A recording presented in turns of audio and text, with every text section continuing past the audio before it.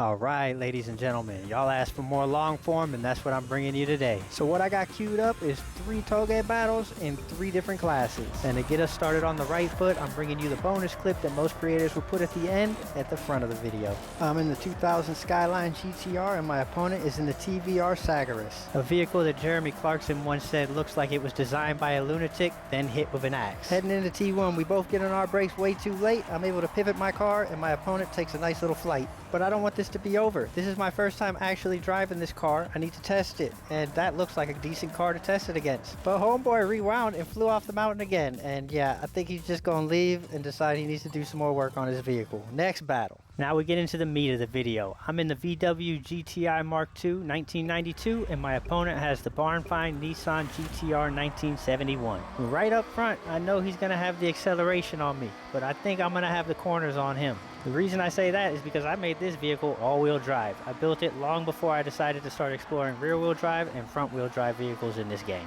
But I never actually tested it, so I figured I'd bring it out here and give it a whirl and see how it performs before I swap it back to front-wheel drive. And as you can see, we're pretty balanced here. I get through the corners, but he's able to catch back up to me on the straights. And I am, for all intents and purposes, just barely getting through these corners. And that's not a problem with the steering stat on this vehicle. I set this vehicle up for street and road racing, so the differential is not set up to turn on a dime. But this is C-Class, the slowest Touge available, and technically you can get away with having a car not quite set up for Touge because the racing is that much slower. So while my opponent is behind me, I have only one thing I need to do, and that's just to hit my apexes, make sure I'm able to enter my corners from the widest angle, power out from the apex, and get the best exit possible. Because once I'm through the corners and we're back on the straights, it's his game. He can start reeling me back in, and he will start reeling me back in. And there's a certain amount of pressure you will feel when you have a car approaching you rapidly from the rear. And if you don't manage that pressure, it will manifest itself as a mistake in your driving, like it does here. I miss my braking point and I slide out wide into the corner.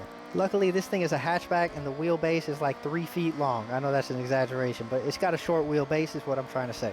So even with the differential not set up right, I can still pivot it and get it through the corner. There is still a price to pay on that though. My opponent has caught up to me, so I'm going to hog the middle of the track and I'm going to miss another braking zone because of it. I should have been braking way earlier than that if I was going to defend the middle of the track. I find myself in another situation where I am not doing myself any favors. So coming to the last set of corners, I know I need to be defensive. I offer my opponent the outside and I take the inside of the corner. His rear end starts to slide out and I recognize that as an opportunity for him to get the power down and get a switchback on me, so I'm going to hog the inside of the track again. This is just a recognition that my opponent's car is faster than mine, and the only way I'm going to win this race is to make him drive a further distance than what I have to drive in my car.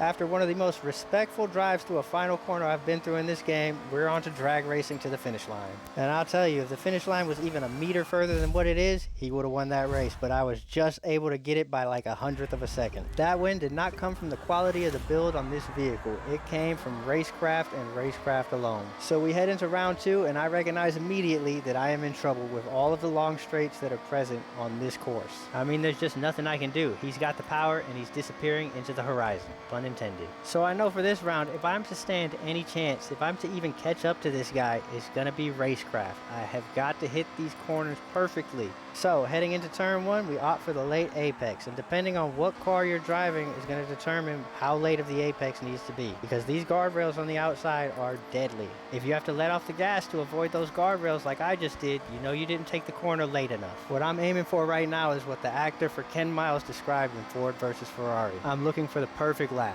Perfect corner execution, flawless gear changes, and complete respect for the machinery. Because right now, my opponent is not technically my opponent. He's too far ahead to be my opponent. Right now, my opponent is myself, meaning I'm the only one that can mess myself up. The driver ahead of me can do nothing to mess me up right now. He's just too far ahead to even care about what I'm doing. What I can do is just focus power and try to beat the lap time I've put down here before in other vehicles. And I will say, if you approach these Touge races from the perspective of you're racing yourself first and then you're racing your opponent, you'll probably get a lot more enjoyment out of it, even if you lose. And as long as you're doing everything right, all it takes is for your opponent to make 1 or 2 mistakes and you can capitalize on it and turn the race around. And if you've been paying attention to the split times during this race, you'll notice that this guy has never been more than 2 seconds ahead of me. 2 seconds is simultaneously both a long time and a short time when you talk about racing. But we'll get back to that in a second. Back to the race. I'm going to go for the switchback, but I misjudged my turn in and make contact with his rear quarter panel. That was the last corner, corner, and it's a drag race to the finish line, and we already know his car is faster than mine, so I'm gonna give him his GG right now because he's definitely won this one. The switchback is a potent tool in your RaceCraft arsenal, but it relies on timing, and I got my timing wrong there. Now back to the discussion about 2 seconds being a long and a short amount of time. It's a long time if neither of us make mistakes and I have to try and catch up 2 seconds. But if he makes a mistake, he's gonna lose those 2 seconds very quickly to me. And like I said before in other videos, the driver behind is not the one under pressure. It's the driver ahead that's under pressure. The driver behind is the one applying pressure with the goal of forcing a mistake. So now we're at round 3, Mount Haruna, and I know this guy's car doesn't handle as well as mine, so I know there's going to be one particular corner that's going to throw him way off. I missed my braking point in the first corner, but luckily, like I said before, the car's got a short wheelbase and I'm still able to pivot it around the corner.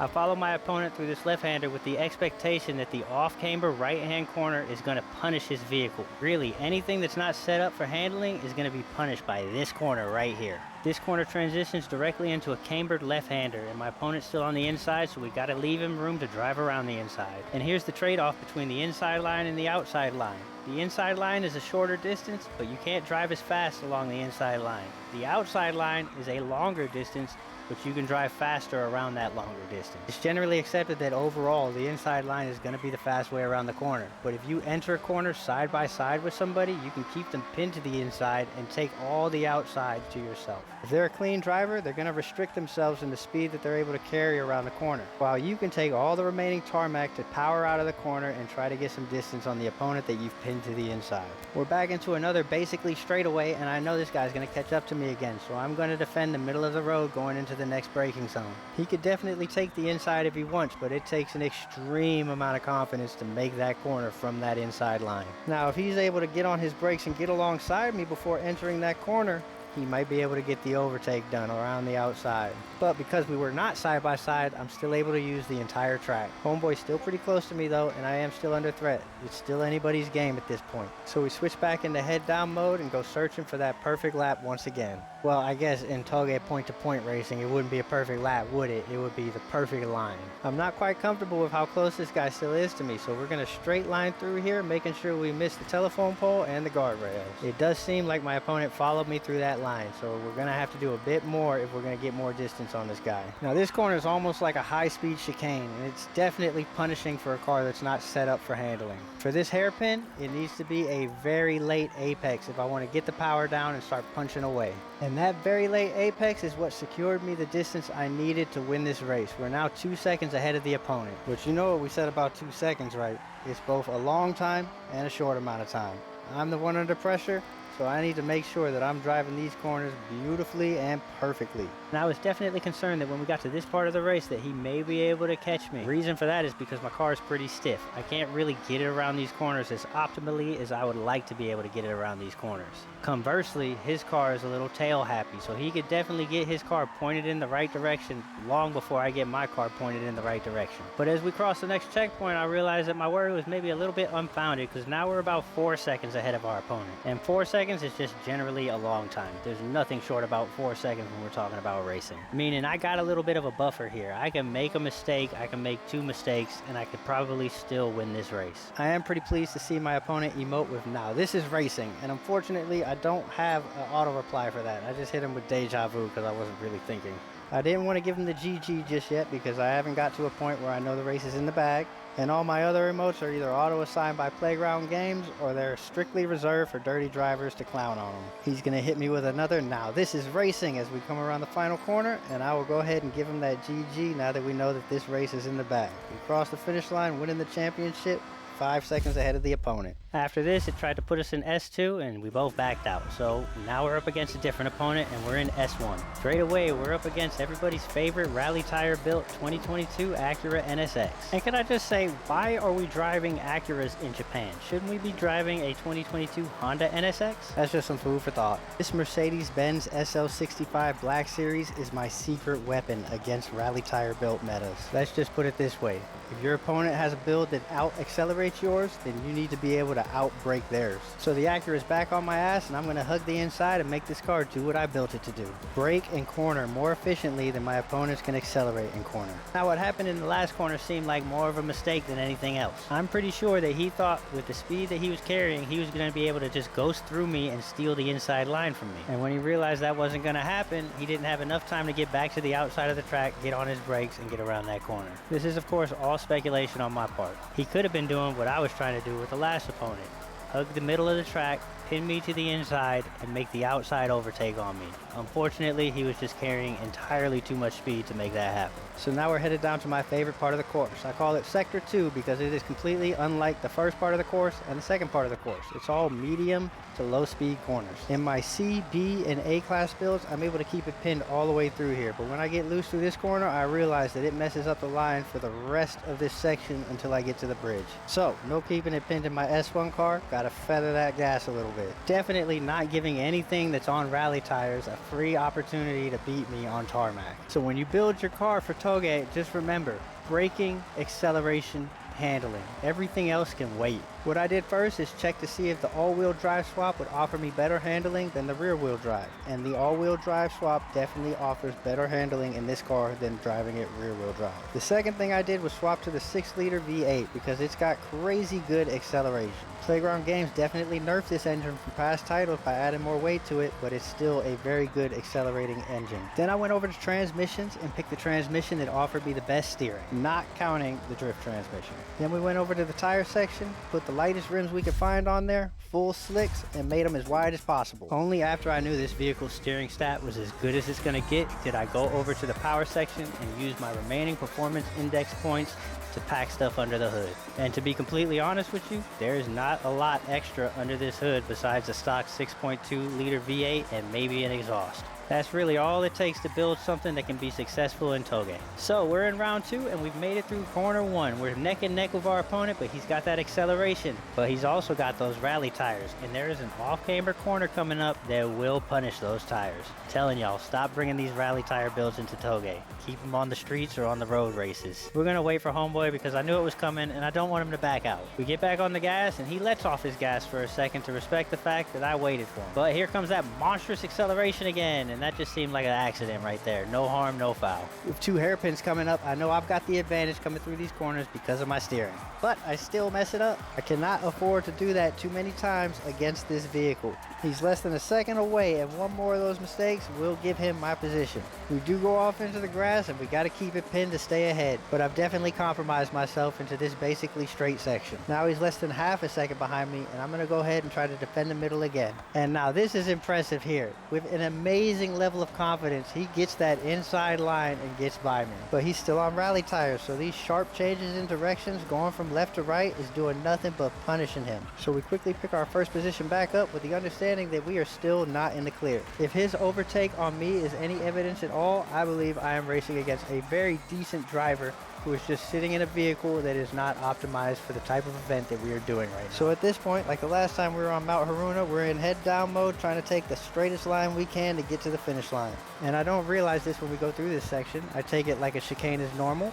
My opponent clips the inside wall and flies off the damn mountain. We hit our late apex here because I've been head down and I'm still trying to get distance on my opponent. I still think he's right behind me until I get right here and I see his blip on the map right next to me. It's at this point that I realize this guy's made another mistake, so I'm gonna wait for him because I don't want him to back out. But he rewinds again, so he made another mistake on top of the mistake that I've stopped for him already for. But again, I don't want him to back out, so I'm just gonna wait for him, and when I see his headlights, I'm gonna put my foot back down. His headlights come around the corner, and just like that, we're back to racing. I tried to give him back about the same margin that he had before he made that mistake. Wouldn't necessarily call it fair or respectful racing or anything like that. I'm purely doing this because I don't want him to back out. Too many people back out. Unlike the race against my last opponent, I know that this section is going to be a power move for my car. I can work through the full range of my gears, and the handling of the vehicle really just makes this section seem like a walk walk at the park. So we hit these apexes like we should with 4 seconds advantage on our opponent. And just based on the experience racing my vehicle against this guy's vehicle, I'm pretty positive that I got this race in the bag already. But we're still going to hold that GG's until the final stretch because the racing gods still don't like a racer who has not earned the right to be cocky. Now for all of y'all watching that do want to give this car a try, I highly recommend you give this car a try or build your own version of it. The share code is at the top of the video. The 2000 Skyline GT-R and the 1992 VW GT-I Mark II from the first 2 battles have not been shared yet. I am not confident that those cars are ready to be shared yet. But this car and the car for the next race are definitely shared for y'all to use. We bring it over the line and win the championship in the second round. And my opponent decides to re-queue with me, which I respect greatly because not many people decide to re-queue after getting beat. So for this championship, we're in the 2008 Honda Civic. This is a vehicle I tuned specifically to take on the trial. So that means it's still a front wheel drive vehicle, it's still got the original engine, and there is no ugly Forza Aero on there. My opponent is driving the Toyota GR Yaris. I'm not sure if that's all-wheel drive or front-wheel drive stock, but right now he's driving an all-wheel drive version of that vehicle. So he's definitely taking home the acceleration trophy for this championship. What I've got is a front-wheel drive car with fairly decent handling that likes to pull itself through the corner. The car's got a pretty decent top speed too, and with this course being mostly straights, it's really going to play to my favor. Once you get these front-wheel drives spooled up and going, they are pretty damn fast. And as you can see, we've already caught up to our opponent. We are right there, breathing down his neck, doing our best to force a mistake to capitalize on. I've learned from doing this track a whole lot that I only need to shift down 1 time for the corner we just went through. I used to double shift down and lose a bunch of speed. My opponent learned that I do a lot of switchbacks on him, so he goes to defend that and I understeer right next to him. That has got to be the luckiest accidental application of understeer ever. And because I got this front wheel drive car spooled up, now I can start walking this guy down the track. So I would say, based on my experiments so far, that your build really depends on what your drivetrain is. Front wheel drive handling is not as important as it is in all-wheel drive. These front wheel drive vehicles can pretty much be thrown into the corner and drag themselves out of the corner through front tire power application. Acceleration also is not that important in these front wheel drive vehicles because you're just not going to get the acceleration out of 2 tires that somebody else is going to be able to get out of 4 tires. So to make up for that, slap some force induction in there and get that puppy moving down them straightaways. And just like all my other builds, I slap the race brakes on there because I want to be able to outbrake anybody. So we take home round 1 of the B-Class Championship and we head into round 2. And for those of y'all that may not have noticed yet, the share code for this vehicle is also at the top of the screen and has been for the whole race. You can use this car as is and be successful in the trial to walk everybody down, or you can take it into Touge and still be successful if you drive it right. So here we are, round 2, and we are on my favorite Touge course so far. This is the track that I mentally break up into sectors to judge how well I'm doing. Sorry for the choppy graphical errors here. I don't know what happened with my recording, but it got all choppy in this part, and it's going to speed up and slow down a few times. After we get through the next corner, it's going to clear up. But what happened in the last corner is basically some good defending from my opponent. He made that little hatchback as wide as it could possibly be, and I could not get around him. Okay, that should be the end of the extreme choppiness of the video. There will be like 1 or 2 more chops later that come from whatever. I don't know what caused this video to fragment like that. It's nowhere near as extreme as the choppiness was in turn 1 and turn 2. And again, I do apologize for that. I am going to find an alternative outside of shadow play to prevent this from happening again. So back to the race. We're still in sector 1 and my opponent is still ahead of me. We get a little ghosting and I think I'm going to be able to take advantage of it, but that acceleration is just too much for me. And can somebody take a look at the front of this guy's car? There's something like waving around on the front of his car. It's almost like the hood is flying up and flapping around all over the place. Who knows? I mean, that graphical bug could be what led to my video being all fragmented. So if you've seen this bug with the Toyota GR Yaris and the hood flapping all over the place, let me know. But now we head into sector 2, my favorite sector, the low to medium speed corners, and I have been behind this opponent for too long. Time to make some moves. I noticed that he's taking narrow approaches to these corners trying to defend against me, so I'm going to take a wider one and get up next to him. And I don't know what he was attempting to do there. I don't think he was trying to push me off the track. I think he was trying to scare me onto my brakes. But we are not sim racing, and as long as I'm beside you, I am not lifting until I see Jesus or the finish line. Get a little loose here, but there's really no danger of that in a front wheel drive vehicle as long as you keep your power down. The back end's not going to outrun the front end. Ultimately, we just lose a little bit of speed, but because we're in the final sector and this is all high speed corners, I now have the advantage. I'm in front and I can walk away with the win, provided of course I make no mistakes. So you guessed it, we're back to head down mode. We're hitting these apexes and we're hunting for that perfect line through this track. And as we head down to the final hairpin, we can smell the victory around the corner.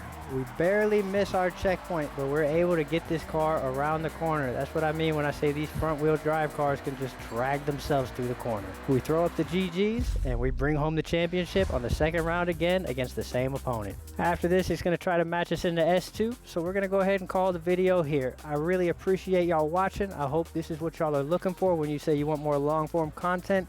And I will be bringing you that long form building and tuning video here in the near future.